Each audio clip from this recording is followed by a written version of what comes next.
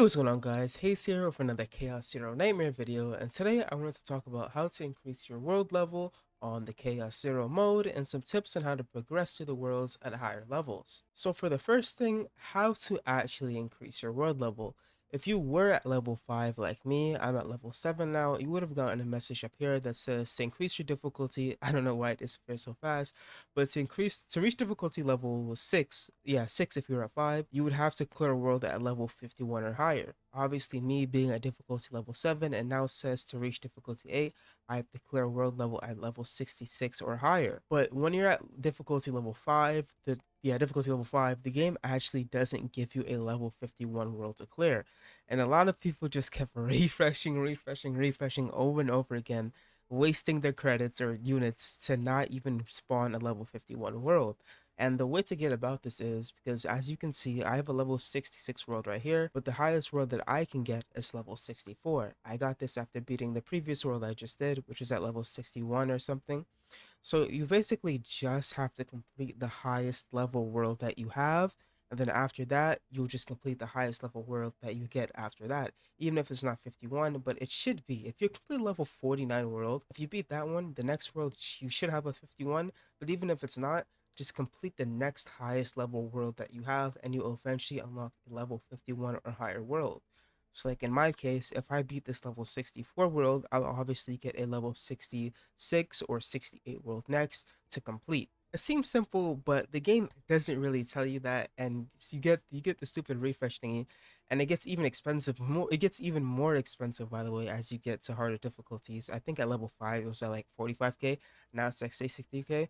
So it gets very expensive if you kept doing it that way, trying to refresh and refresh until you get a level 51 world. But just know you just have to complete the highest level world that you have in order to progress. Don't waste all your credits, even though by the time I'm making this video, it's probably too late. And now that we got that out the way, let's move on to actually how to progress through these worlds and what I think the best way on doing that is. So, in my personal experience, I think you should focus on one world. In my case, I have Swamp of Judgment, which has the wind weakness. The reason I choose this one world is because you have Hugo and Tressa, one of the most broken and free to play. I say kind of free to play because you do have to have Hugo for this world specifically, but it's one of the most broken and safe teams. They do so much damage, they're easy to play, and then you have Mika there for the AP and support. You almost never lose with this world. You almost never die. Another great team is Felipe and Veronica, with Amika, of course. That team also shreds. That team has a lot of AoEs to just clear the mobs.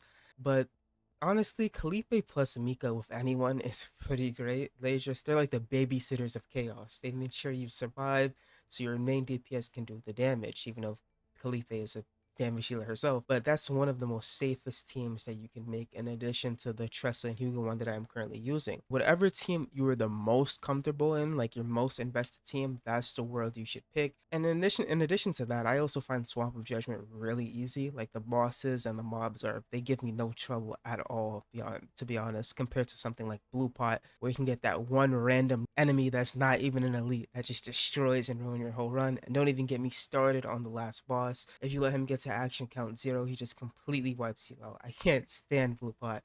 But compared to that, I do find Swamp of Judgment easier. And I do say do the same world over and over again, all the way until difficulty 10. Because what's the point of doing other worlds that you have teams in that you aren't comfortable with just to die and have to reset and do the stupid refresh thing for 63,000 of your credits over and over again?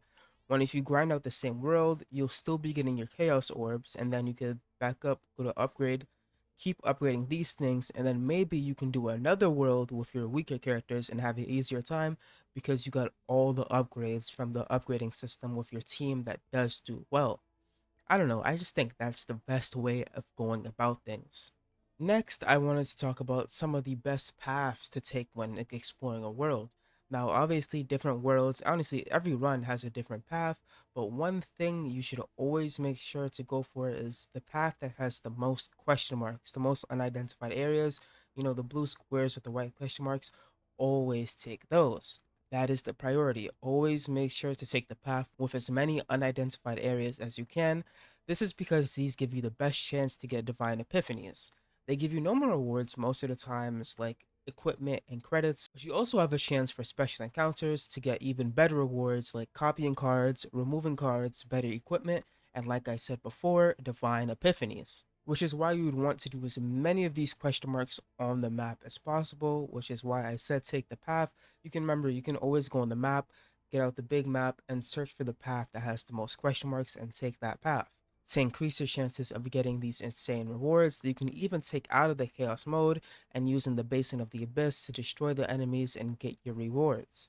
Next up is knowing what fights to take and knowing what fights not to take.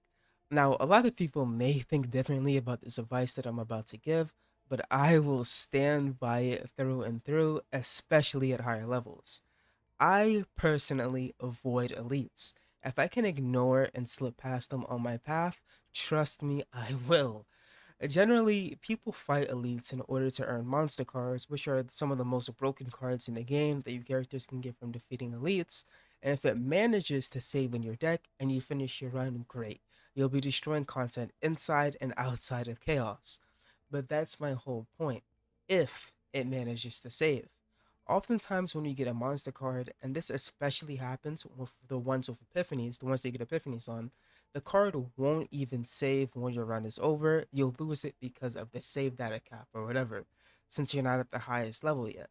So, why should I risk getting beat up by an elite and ruining my whole run just for a card that most of the time won't even save?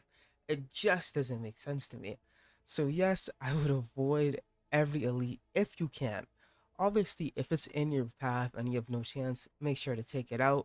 Don't lose too much health, but if you can avoid the elites, I just don't think it's worth running into them and focus on the normal battles and the unidentified areas. And last but definitely not least, I would say memory fragments. As you know, every time you start your chaos run, your save data starts with zero, obviously, because you have to build it up. That's how you get the save data in the first place. You have a clean slate and you start your deck from scratch. And since you're probably at the highest level that you can be at the moment, the only other way for you to increase your character stats and get more HP as well as do more damage is through memory fragments. Let's go over to the section over here for my Hugo. Let's just use him as an example.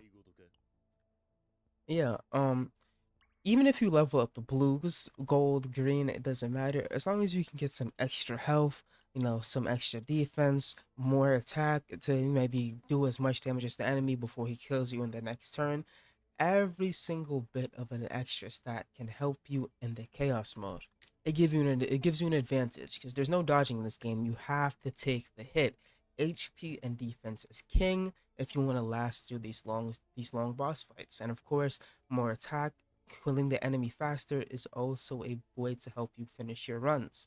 Which is why I think even if it's a blue or green, if that's all you got, leveling them up can make a world of a difference when it comes to completing these chaos runs. Also, things like the crit chance and some of the potentials. Obviously, Hugo doesn't benefit that much from potentials because he does the extra attack damage. But if you're on melee and you're doing basic attacks, obviously leveling that out to do more damage on the enemy would be great as well. Basic things. If your partners aren't leveled all the way leveled up yet, remember that does also give you more health and defense so you can survive these hard boss fights as you get to the higher levels. I think difficulty 10 is like level 80 enemies or something.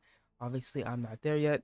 I should be there in about a day or so. But yeah, those are, while they may be basic, but those are some things that will help in your chaos runs, in my own opinion. Once again, remember level up memory fragments, focus on one team and your best world. Doesn't matter what team that is, as long as you've cleared with that team before, there's not really a point in switching to another team to try and clear when you could focus on getting all the way to difficulty 10 with that team first. Kind of get what I'm saying? But yeah, I think that's all I have for you guys today. Hopefully, some of these tips do help you out. Good luck on your runs. This was Hayes. Peace.